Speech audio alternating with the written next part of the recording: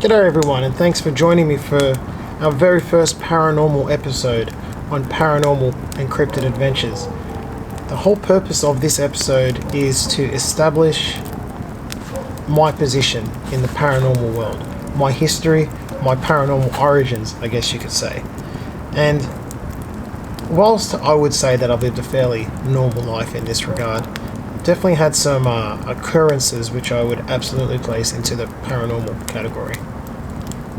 To start with, when I was a kid, my parents used to always say that I had this uncanny ability to predict the future.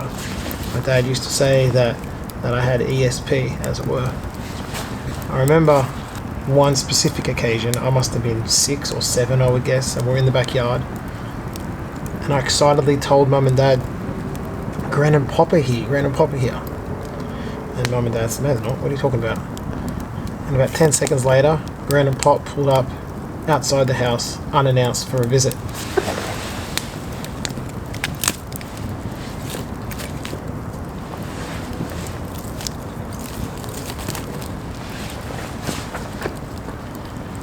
This kind of thing wasn't uncommon, according to my old man and my mum. Used to have a bit of a gift there, and it's gone now, but that was definitely my first foray into paranormal. I went through a phase about 15, 20 years ago where I started really getting into conspiracy theories, and I would listen to a radio show called Coast to Coast AM. I'm sure many of you are very familiar with it. Listening to George Norrie and Art Bell, and I'll never forget an episode they did where I'm pretty sure it was Art Bell was interviewing, I can't remember who right now, but the whole point of the interview was that this person was initiating contact with UFOs. And he was doing it through entering a very specific meditative state, and that within this meditative state, UFOs were coming. And he basically put the challenge out to everybody to do this in their own home and document the results. So the idea of it was to surround yourself with exceptionally positive energy and to basically embrace the most positive emotion that you could think of, that you could hold on to that, and basically not request but expect something in the skies to recognize you. It's a really weird little concept that it is what it was. So I was on top of the apartment veranda, and I sat out there for half an hour meditating with a really positive energy, and I was just about to give up. And so I looked at the skies, and I was looking at two particular stars that were right next to each other. And I watched these two stars, and for some reason my eyes were drawn to them. And as they did their thing being stars, I suddenly noticed one of them started to move. And it wasn't moving in a straight line like a shooting star. It started to move down in a very purposeful kind of arc. And as I watched it, it moved. It kind of moved of its own volition. And then as quickly as it started moving, it just was gone. I don't know what that was to this very day. It wasn't moving in a straight line, but there could have been something to that. I'll also never forget one day I was driving home from a party with my mate, and we saw a green, I can only describe as a green fireball crashing to earth. It wasn't a meteor, it was shooting out greeny blue flames, and to this day I don't know what the heck it was. There was a red light at the front of it though, and it seemed to be shooting out greeny blue flames, and it landed. And we never know what happened, but something happened.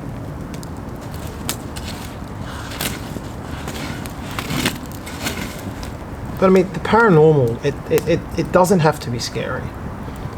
To me, when it comes to ghosts and all that kind of thing, are people scary?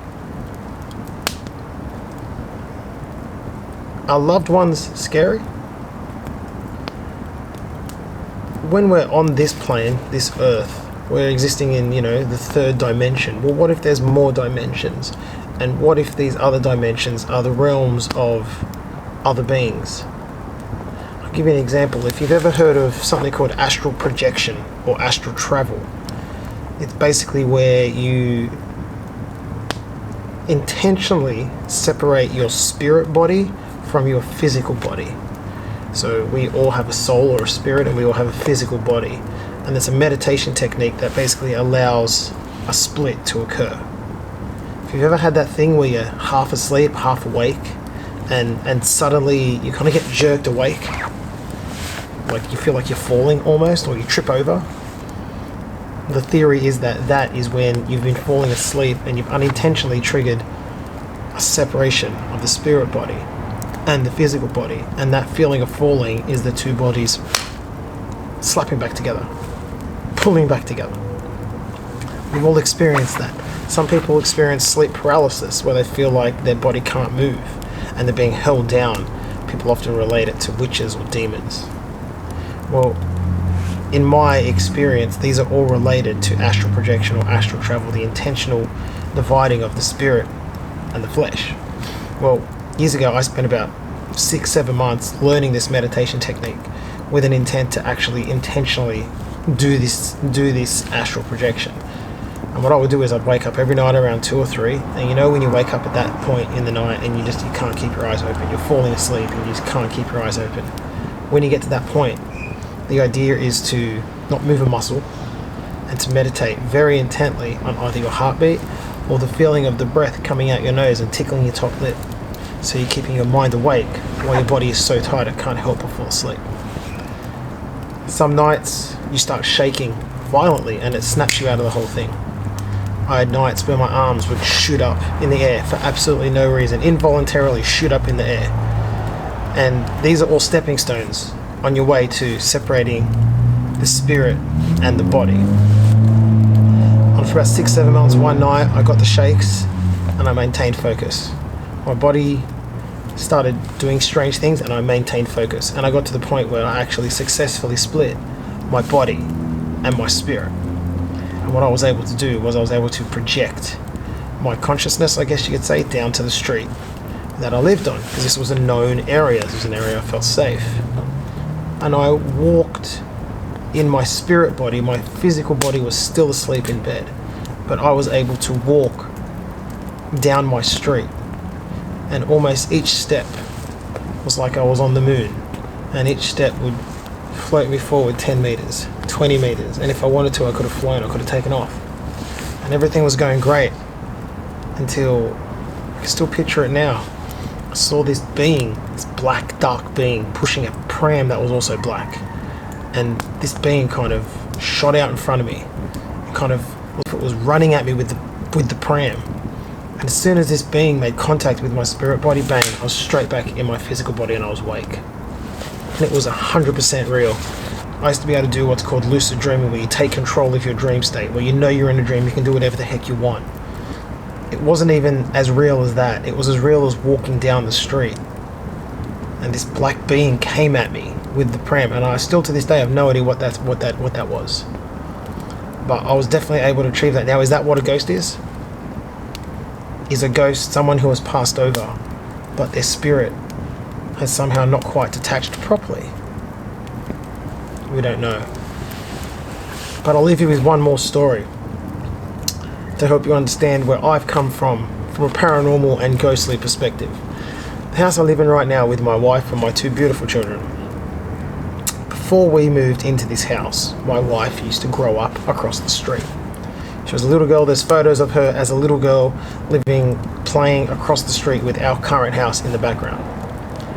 And this house was occupied by a lovely old couple that basically used to play with the kids and look after the kids, and very close with the kids because, they were neighbours for life. And unfortunately, one of the older couple, I'm not going to be specifics here, passed away in the house, as unfortunately, people tend to do sometimes. So life moves forward, life moves on, and we move in. We get married and we move in because it was just a financial and a logistical fit. It was a match. It was a good idea for us. Within the first couple of weeks of moving in the house, I was hearing footsteps when there was no one else in the house with me, and I was noticing some strange things. But the activity really started picking up one day when me and my wife, we came home from somewhere, and the afternoon sun was streaming into one of the bedroom windows, and you can see the shadows from inside that bedroom on the hallway wall. So there's a bedroom here and a doorway and a wall, and you could see shadows cast from inside the room as the sun pushed in.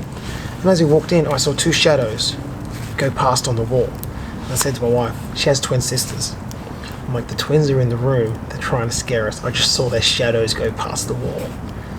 I go, watch this, I'm going to scare the crap out of them. So I snuck down the hallway, got right to the edge of the wall, and I jumped in the room, ready to scare them. And there was not a single soul in the room. And I said to Rin, you saw the shadows, right? And she's like, yeah. And I'm like, you saw, like, and I'm like, there's no one in the room. She's like, what do you mean there's no one in the room? I'm like, there's no one in the room. The twins aren't in the room. No one's scaring us. There's no one in the room. And we were both a little bit like, what? Didn't know quite what to think of it. About a week later, I'm having a shower. And my wife is across the road at her family's house, just visiting while I have a shower. And I close the front door, as you do when you have a shower and you're home alone. And I have a shower. Right towards the end, I finish the shower, I hear the front door open. Now, my door has a screen door and then a wooden door. So I never heard the screen door open. I heard the front door open. And I heard footsteps very distinctly walking past the bathroom door. I even saw shadows of the feet walking past.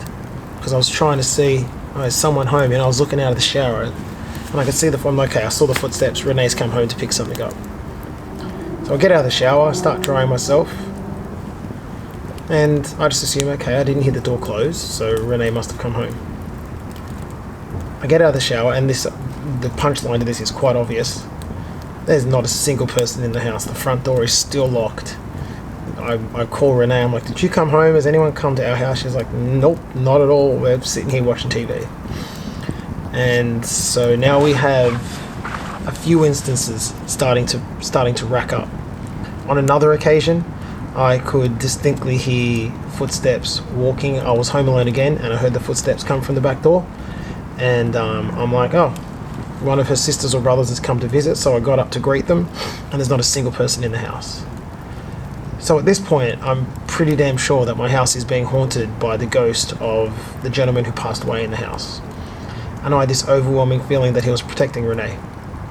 Because he saw her, he knew her as a little girl. And for whatever reason, he felt the need to protect Renee. But one night, I thought, stuff this. I've heard of this working in the past. And Renee was starting to get a little freaked out. My wife, she didn't like it. You know, she's not a big fan of it. She'd say, don't tell me, I don't want to know. It freaks me out, you know. So one night, I just stood up in the middle of my lounge room, and I said the bloke's name. I'll just say Sir for the story. I just said, Sir, I know why you're here, and I know you mean well, but Renee doesn't need protection. I'm a good guy. I'm going to look after her. I'm going to protect her. I'm not going to cause her any harm. You don't need to be here anymore. You can go. You can move on to your next adventure, to your next stage of your journey. You don't need to hang out. You don't need to be here anymore. And I wished him well, and I sent positive energy, and I sat back down and I watched TV. Nothing strange happened, but I never, ever, to this minute, I've never had another incident since. And that to me is, not only is it a haunting in my own house, it's a direct communication with a result. And I'll always remember these stories, and I'll tell people these stories, and they don't believe me. They don't believe me. I don't blame them. But these stories are legit. And so, from someone who's experienced ghosts, I believe, firsthand, I mean, let's not forget my wife's mother. And one more story from my wife's mother. The women in my wife's family have a bit of a sixth sense for dreaming of people who may have passed away, getting visitations in dreams, and also for seeing and sensing things. And one of the creepiest stories I've heard is that one day her mother went up to her bedroom. Before she turned on the light, she could see a ghostly image of an old lady crawling on her hands and knees around her bed. I just got goosebumps, man.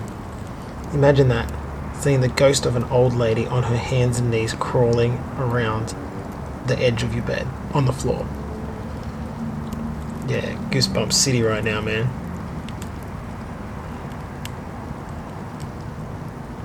So I've got a little bit of grounding in the paranormal world. I've got a little bit of understanding about how it feels. I've got a little bit of understanding about what it could be.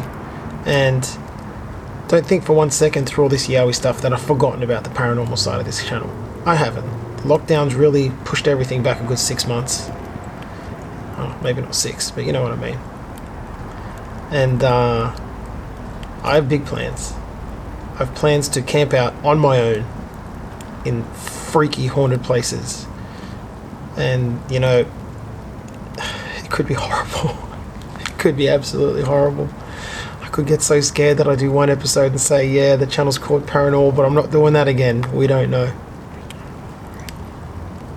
So paranormal runs, it's been part of my life. Unusual things have happened to me, and I'd like to think I deal with them quite well and quite philosophically well. I have no actual fear of a ghost or a spirit. In the moment I might get freaked out, but there's no... I don't believe they can hurt me.